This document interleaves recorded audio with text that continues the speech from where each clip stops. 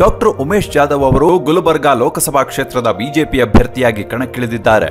Doctor Umesh Jadhav ಅವರು ಕಳೆದ 15 ವರ್ಷಗಳಿಂದ ಈ ಕ್ಷೇತ್ರದ ಸಾರ್ವಜನಿಕ ಜೀವನದಲ್ಲಿ ಸಕ್ರಿಯರಾಗಿದ್ದಾರೆ.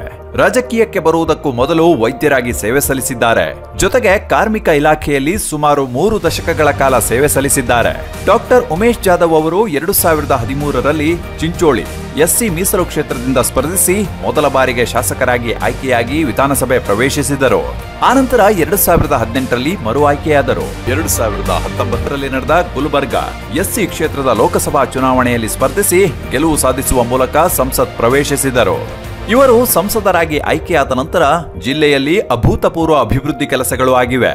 ಕಲಬುರಗಿ ಬೀದರ್ ಹಾಗೂ ಕಲಬುರಗಿ ಹುಮ್ನಾಬಾದ್ ನಡುವೆ 110 ಕಿಲೋಮೀಟರ್ ರೈಲು ಮಾರ್ಗ, ಕಲಬುರಗಿಯಿಂದ ರಾಯಚೂರಿನವರೆಗೆ 71 ಕಿಲೋಮೀಟರ್ ಉದ್ದದ 6 ಪಥದ ಗ್ರೀನ್ ಫೀಲ್ಡ್ ಹೆದ್ದಾರಿ, 1834 ಕೋಟಿ ರೂಪಾಯಿ ವೆಚ್ಚದ ಮೆಗಾ ಜವಳಿ ಪಾರ್ಕ್ ಸ್ಥಾಪನೆ ಹಾಗೂ ಕಲಬುರಗಿ ಹಾಗೂ ಬೆಂಗಳೂರು ನಡುವೆ ಒಂದೇ ಭಾರತ್ ರೈಲು ಸಂಚಾರದ ಜೊತೆಗೆ ಇನ್ನು ಹಲವಾರು ಅಭಿವೃದ್ಧಿ ಕಾರ್ಯಗಳನ್ನ ಕೈಗೊಂಡಿದ್ದಾರೆ.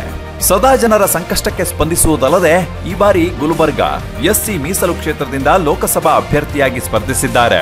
ಕ್ಷೇತ್ರದ ಅಭಿವೃದ್ಧಿಗಾಗಿ ಪ್ರಧಾನಿ ಶ್ರೀ ನರೇಂದ್ರ ಮೋದಿ ಅವರ ವಿಕಸಿತ ಭಾರತದ ನಿರ್ಮಾಣಕ್ಕಾಗಿ ನಿಮ್ಮ ಆಯ್ಕೆ ಡಾಕ್ಟರ್ ಉಮೇಶ್ ಜಾಧವ್ ಆಗಿರಲಿ.